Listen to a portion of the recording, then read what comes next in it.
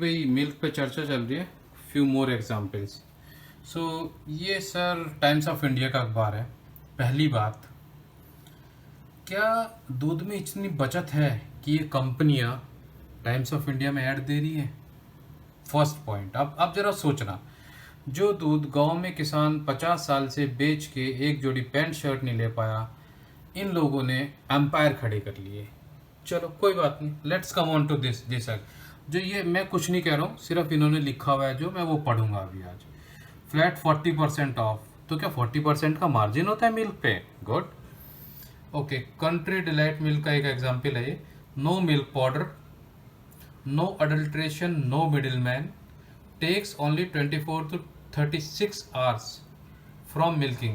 यानी कि गाय का दूध निकलने के 36 घंटे बाद आपके घर दूध पहुंचता है।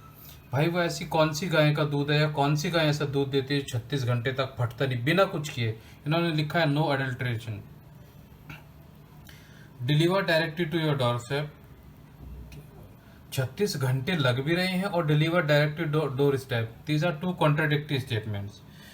अदर मिल्क के बारे में पढ़ते हैं कि पॉसिबल मिल्क पाउडर मिक्सिंग। तो इन्हें पता है कि मिल्क पाउडर भी मिक्स होता है, ये खुद लिख रहे हैं कि अदर मिल्क्स। मैं कुछ नहीं कह रहा भाई। Possible preservatives, adulterations, many मिडिलमैन्स।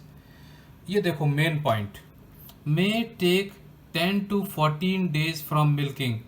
भाई जो दूध आप पीते हो दोस्तों, चाहे वो किसी भी कंपनी का हो, अमूल, मदर डेयरी, इसने लिखा है ना अदर मिल्क, इसका मतलब सब मे टेक 10 से 14 दिन के बाद आपके पास दूध आता है, जो कि बिल्कुल जहर बन चुका होता है।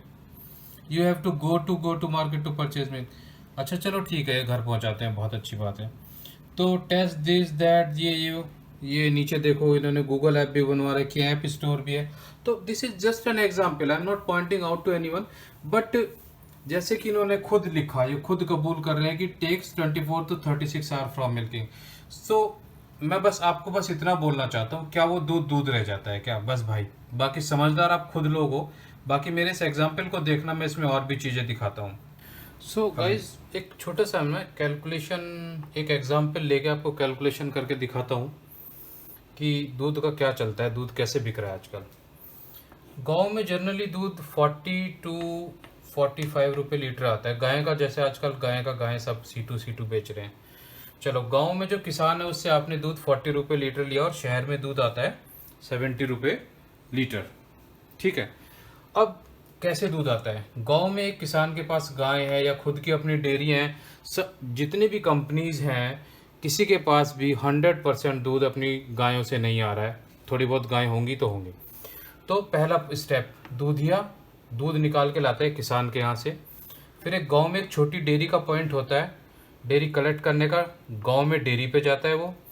फिर गाँवों से एक छोटा जैसे शहर, गाँव के पास एक कस्बे में सेंटर होता है, उस सेंटर पे आता है।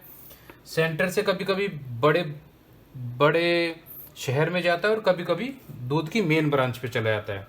मेन ब्रांच पे जाने के बाद उसकी पैकिंग और प्रोसेसिंग होती है और उसके बाद उसका डिलीवरी का प्रोसेस होता है। ठीक है, तो ये सारे हैं। अब इसमें मैं 2-2 रुपये भी निकालूँ अगर इसके लिए, कि 2 रुपये दूधिया ने मार लिए, 2 रुपये डेयरी वाले ने मार लिए, 2 रुपये शहर के सेंटर ने मार लिए, 2 रुपये मेन ब्रांच ने, 2 रुपये इसने, 2 रुपये इसने, 2, 4, 6, 8, 10 बार 12 रुपीज़ हो गए।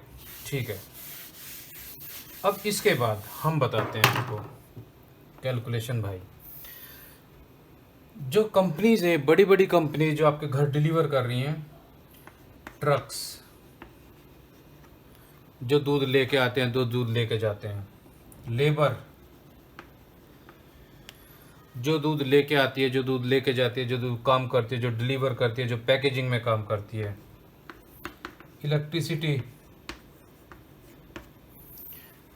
जो विद्युत वहाँ रोज खर्च होती है उसमें काम करने में, इक्विपमेंट, जो उपकरण उसमें रोज यूज होते हैं जो लगाए गए हैं, राइट। इक्विपमेंट के बाद भाई और क्या रह गया? और पैकिंग का खर्चा, पैकिंग आ गई, ये हो गया। उसके बाद इतने सब के बाद चलो 2 रुपये ट्रक में, 2 रुपये पर लीटर ट्रक, यानी 10 ट्रक है, मतलब 2-4 करोड़ के ट्रक है, तो उसमें आ गया 2 रुपये लेबर, 2 रुपये इलेक्ट्रिसिटी, 2 ठीक है, 15, 16, 20, 26। ओके, आगे चलते हैं दोस्तों। ओके 26 रुपीज़ हो गए, याद रखना। ओके, इसके बाद अब डोर टू डोर डिलीवरी, वो भी छोटे छोटे इक्विपमेंट है, एक एक बंदा जाके जो डोर टू डोर डिलीवरी करता है, और बोतल वगैरह खर्चा, चलो सब लग गए, ठीक है। तो टोटल मैं यहाँ पे कर लेता हूँ 30 रुपीज़ आ गए, ठीक है। 30 रुपीज़ का खर्चा हमने जोड़ लिया अभी ये, और मैं इसमें से शायद हो सकता है एक आध चीज़ मैं भूल भी गया हूँ, तो अभी देखते हैं। उसके बावजूद 40 + 30 70, यानी कि नो प्रॉफिट नो लॉस उस कंपनी को, ठीक है। 70 का दूध बिक रहा है, 40 में दूध मिलता है, 30 और 40 70, जितने सारे खर्चे जोड़े हैं वो 70 हो गए। अगर आपको कोई क्वेश्चन है तो कमेंट में लिख के बताइएगा। No profit no cost. अब वो प्रॉफिट कहाँ से हो रहा है?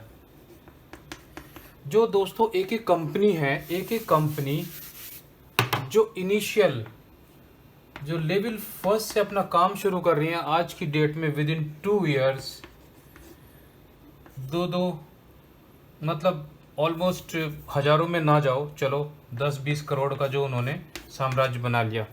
क्या आप कितना भी दूध इकट्ठा कर लो, क्या आप 2 साल में 1 करोड़ से 10 करोड़ पे पहुंच सकते हैं क्या? और ऐसे बहुत से एग्जाम्पल हैं, ऐसे बहुत सी कंपनियां आ गई जो आजकल A2 और सिर्फ A2 दूध बेच रही हैं। नेक्स्ट वीडियो में एक बहुत अच्छी कैलकुलेशन दोस्तों घी की बताऊंगा, देखना मत भूलिए।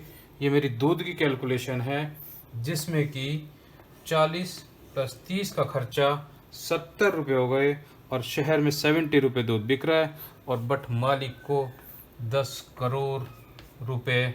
चलो मैं 5 साल में भी लगा लूँ तो कहाँ से आ गए दोस्तों? Just think, just think, just think before you are buying the milk product, specially in India.